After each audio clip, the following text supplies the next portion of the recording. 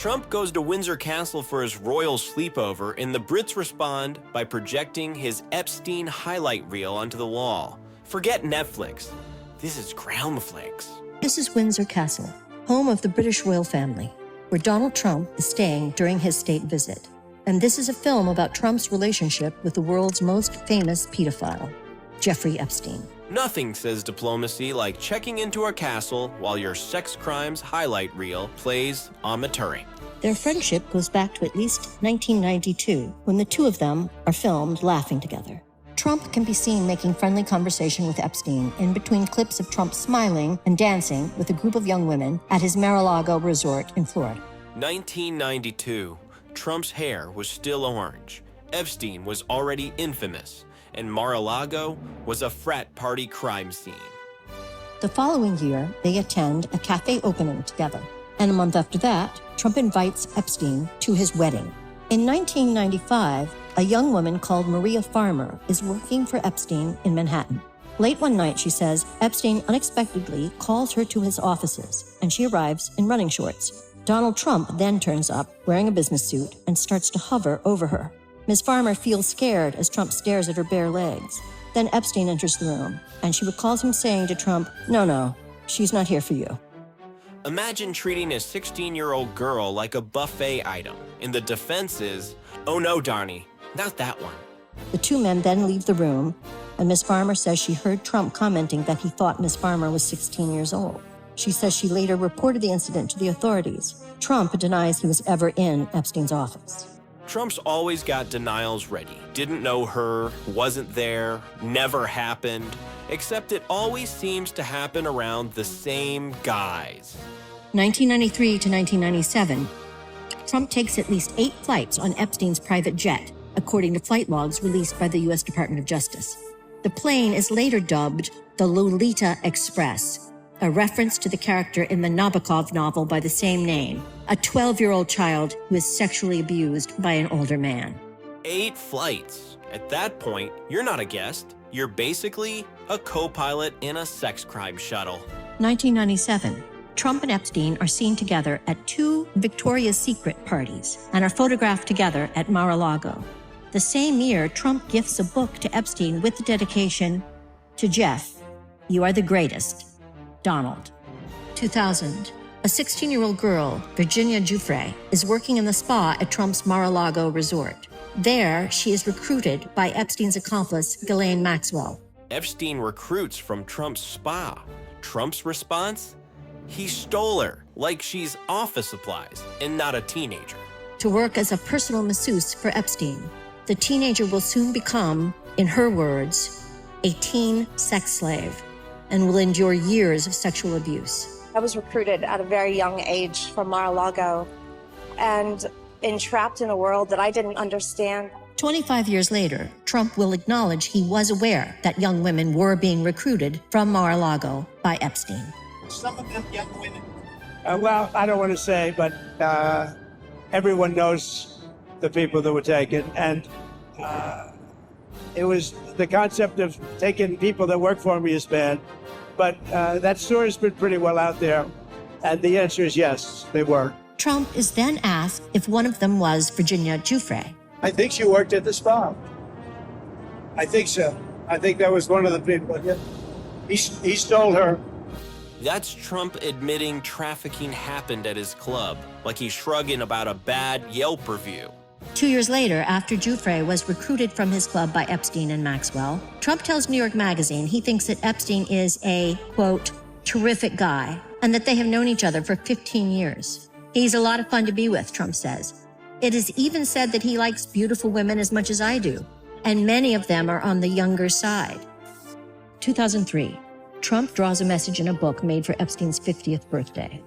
The drawing depicts a woman's breasts and is accompanied by text written by Trump to Epstein that includes the line, quote, "We have certain things in common, Jeffrey," end quote. Imagine explaining to your lawyer, "Yes, that's my client's boob doodle in Jeffrey Epstein's scrapbook." Trump signs off by saying, quote, "Happy birthday, and may every day be another wonderful secret." A Donald signature is written in the place of pubic hair.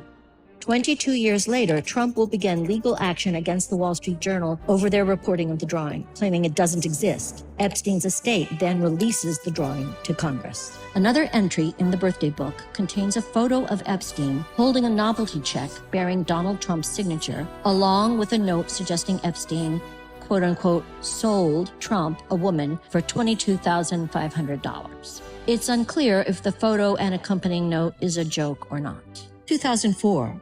The two men fall out, and their close relationship ends. The reason for their estrangement? They both tried to buy the same Palm Beach mansion. They didn't break up over kids. They broke up over real estate. Priorities, man. 2005. Police in Palm Beach begin investigating Epstein after a 14-year-old child reports he molested her at his mansion. 2008.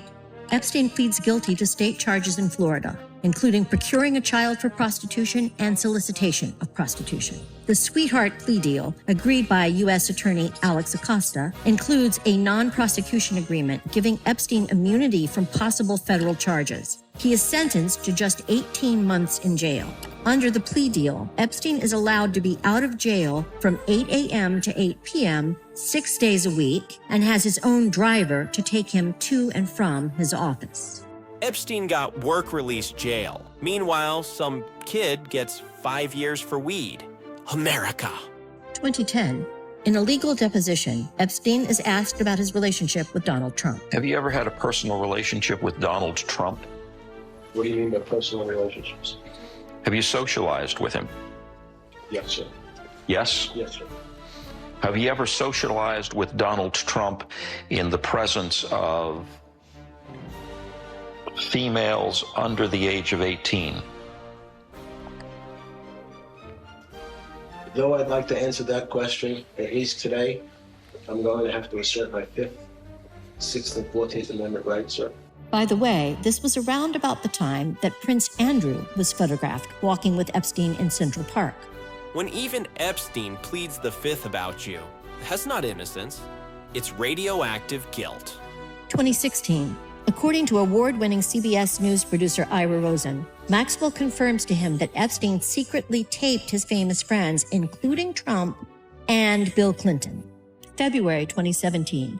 Donald Trump, now President of the United States, nominates Alex Acosta, the man behind Epstein's sweetheart plea deal, to be his Secretary of Labor.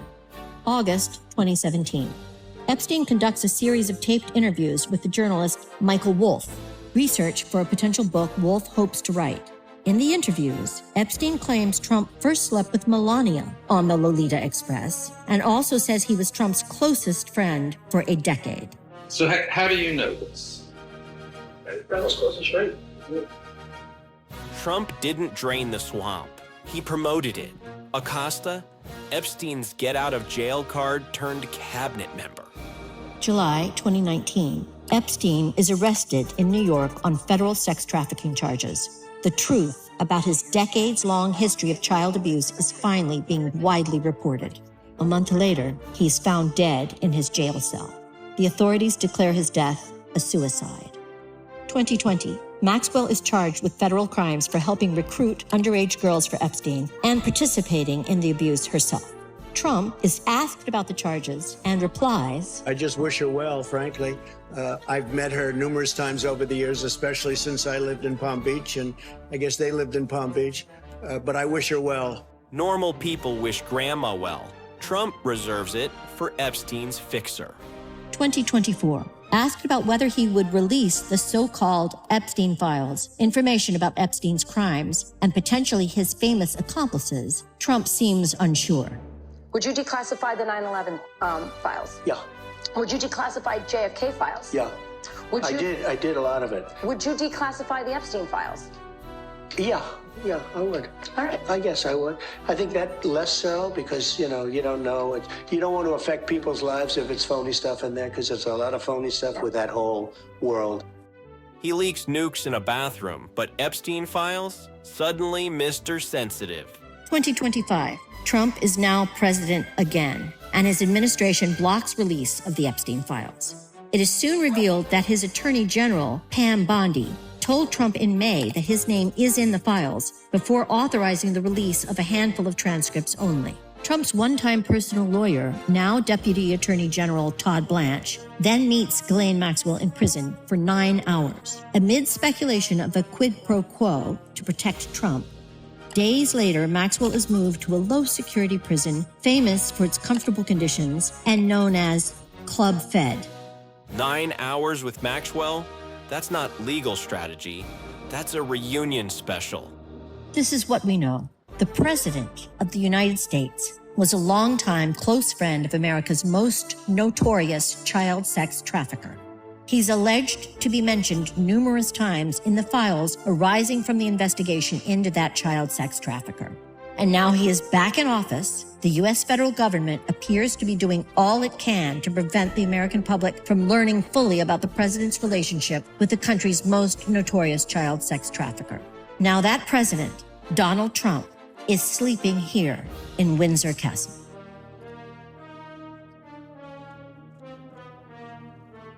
So to recap, a pedophile's BFF is back in the White House blocking the files, and recently slept at Windsor Castle.